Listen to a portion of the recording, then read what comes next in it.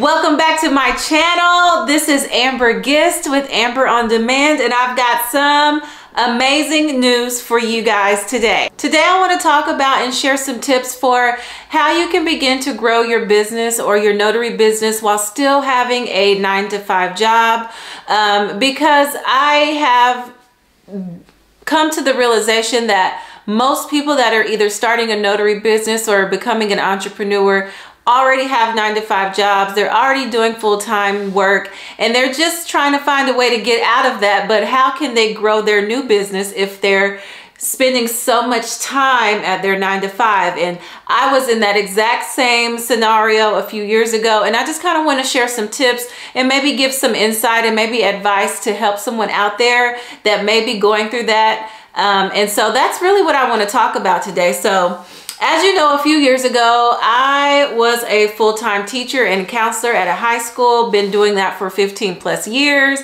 Have a master's degree and a bachelor's degree in education and counseling. And so it was a full-time job, including after work, I was doing seminars, teaching on topics, doing parent education classes. And so there was just very little time for me to work on my business. And then not to mention, I am a mom of 2 kiddos, one being special needs and one being a toddler at the time. And so my time was just so very limited. So at one point I was always looking for ways to make side income or side hustle and just find ways to supplement my income and try to kind of find my my groove. What was I good at? What could I do in my sleep? What could I do that was fulfilling? And so finally I came upon notary. I've already been doing other businesses on the side, creating digital products for other teachers and doing some digital artwork for them and things like that. But then finally I was like, okay, I need to find something that's going to replace my salary, still be something that I could have fun with and be able to enjoy. And it's gonna pay the bills, okay? And I'm gonna have time to be with my kids, have time to do the things that I wanna do. So that's when I came upon notary. But what I found was that it was a lot of work, okay? If you follow me, if you're in my mentorship, you know that this isn't an easy road. You're gonna have to put in work, you're gonna have to focus, you're gonna have to have consistency and make some sacrifices. So what I did was I took about 3 months of just researching, educating myself, taking courses, taking seminars, courses, conferences, just everything you could think of. I took 3 months to do that, and then boom, I set up everything in the same day. LLC, EIN, business name, trademark, business accounts, everything done within the same day or 3 days, depending on when things came rolling in. So I got it all done, and I made a commitment that this was going to be something that I was gonna do. I went ahead and put the mindset on and changed my mind frame that this has to work, okay? Because I was at a point in my career where it just wasn't working for me. My kids were needing me a lot more, and the type of job I had, I couldn't leave work. I couldn't be there for my kids. COVID was kind of just, still lingering, and it was kind of scary. We got sick a few times, and just the way it was handled didn't sit well with me. I didn't like that. If my kids were sick, I need to be with my kids. I don't feel like I have to always give an explanation and a reason to be with my kids. So that's why I said this has got to work. So what I did while I had a full-time job and I was trying to create this side business is First and foremost, lots and lots of research, lots and lots of education courses. Now, when would I take these classes? Because I'm working all day, 8 to 5, then spending time with my kids and doing activities with them. So what I would do was at my break at work, I would take time to do some studying then. But most of my sacrifices and everything that everything that I did for my learning and my education part came after my kids went to sleep. So I would put them to bed at about 8 or 9, and then at that point I was not able to go to sleep. I would take about maybe 4 days out of the week where I would stay up until maybe 2 or 3 a.m. in the morning, doing all of my work, research, creating my logo, building my website, doing taking classes to learn code and stuff so that I could do some of these back end things myself. And then I would go to bed at about 2 or 3 in the morning. Tired mama, right? Still wake up at 7 to get everybody ready for school and then go to work. And so I repeated that process until it was time for me to go out and start marketing and getting the work done, okay? Getting the clients. So as a signing agent, if you are starting off with signing agent, this isn't general notary, this isn't apostille. I want to say that you are going to understand that you can get clients or get paid in 2 different ways. You can either go through a signing service, or you can go directly with a title company, escrow officer, real estate professional, lender, investor, okay? When I researched, like I tell most of my students, you are going to get paid less if you go with a signing service because they are the middleman. They're going to get a piece of the pie. So let's say the whole circle is the pie, okay? Whenever they give the signing out, the notary gets a piece and the signing service gets a larger piece usually, okay? And so for me, in the predicament I was in, I said, okay, I'm gonna be signing up with some signing services, but I need to have my full fee. I need to do what it takes in order to build these relationships and get direct clients. So I decided to market direct to title companies on day 1. That is probably why I am in the position I am in today, where I have direct clients, where I specifically work in their title office and collect the full fee. All right, I started building these relationships and these bonds and these networks from day 1 because I needed the full fee. I needed to replace my salary. All right, so let's go ahead and fast forward to maybe 3 or 4 months of constant marketing, phone calls, and emails. I had already done a few signings. I got on with a few signing services, all right? The way I would break my day up to make sure that I was still being consistent working with these title companies, signing services, and still maintaining the responsibilities that I had at my job was, and this is where sacrifices come in, okay? So I would, on my lunch break in my planning period, okay, I would take signings at that point. I only maybe had enough time for 1 signing or 1 general notary appointment, but it was work, okay? So I would take 1 during a break during the day. Then after work, my kids usually would be in after school care or someone would be picking them up on some days. So then I would do, boom, 5 to maybe 6 or 7. That would be more time to do more signings. And then I left my schedule open to the weekends, to where when I had someone there to take care of the kids, then I would go do signings, general notary appointments, meet with people, network, go to open houses, go to all of the community events as the community notary, and I would promote myself at that time. Was I tired? 100,000% yes. But again, the mind frame was this has to work. Because in my mind, when my contract was over with my 9-to-5 job, my counseling job, I wasn't renewing it. I wasn't.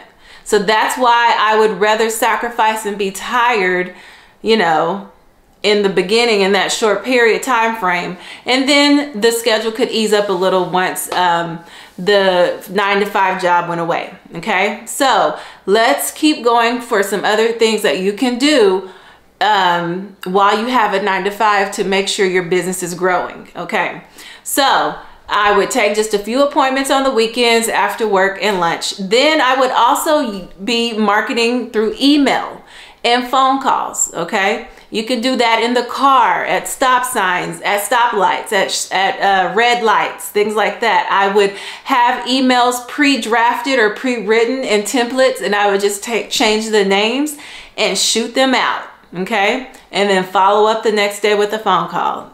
Simple as that, guys. You have to kind of think about How can you reach your customer in many different ways?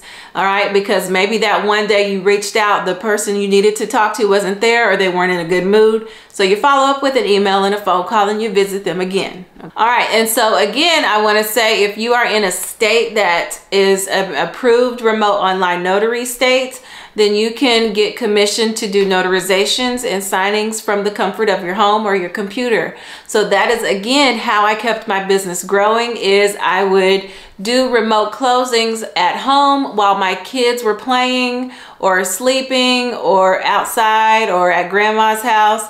I was constantly working when my kids were either occupied or asleep. All right, so the other tip that I would have, or the other thing that I did, was if you work a 9 to 5, I mean, this is not for everyone, but again, if you're at the mindset like I was, where this has to work, I had days and days and days saved up for sick days, or days that I could take off. And so I would use a couple days here or a day or so there every other week or month, and I would book as many notary appointments in those days and take off of work and work full-time notary on those days. That was probably the changing point for me, because that is how I got two of the title company contracts where I was their in-house notary for specific days of the week. All right, so when I had done this, it was already near summer, so me taking off that one day here and there, it wasn't too bad of a thing or obvious, because then summertime came and I was already off, but I had already made that connection with the title company to be their go-to notary on those days, which I still to this day am their in-house notary or go-to notary. So those are just some of the things that I did. And I just want to say, for those of you who are just trying to figure out how to make it work, you can make it work. Sit down and write down your full schedule every 30-minute increment, and you're going to see where you have your breaks, where you have some time to email market, where you have some time to go in person and market, where you have time to call people, where you have time to work on the back end of your business, such as your website, your Google business page, getting your business set up on the back end. You're going to see the little pockets within your day that you have time. You might only have 1 hour a day that you literally have to work on your business. Well, make that 1 hour count, okay? For me, the sacrifice was, I didn't want to sacrifice the time I had with my kids, so I would do all the playing and activities with them, but when they went to sleep, I sacrificed my sleep, I should say, my rest. When they went to sleep, then I was up working hard, making those hours count, because I knew that if I didn't make those hours count, then it really would, it wouldn't have been all for nothing. So I think that the best thing you could do if you are working in a 9 to 5 and still trying to grow your side business, especially if you have kids. If you don't have kids, you have it a little easier, because you can just work weekends and in the evenings or whatever time block you're not working. But make a list. Write down make a list of the things you need to do, and break those longer lists down into smaller chunks, okay?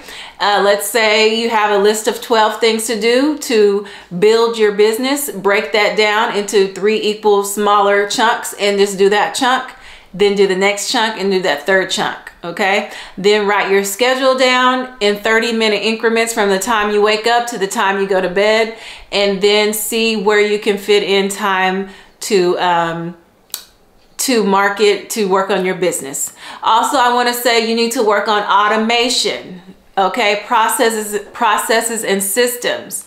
All right, I would take the time to write about 7 different marketing emails and make them as a template, which I do have a video in showing you how to create an email template, and I also sell those email templates on my website at the Notary Academy. If you just want to use my templates, you can, but I want you to think about how you can do some of these things yourselves. I would create email templates so that when it was time to email market, I would just change the name, maybe tweak a few words and email them off, bulk email them.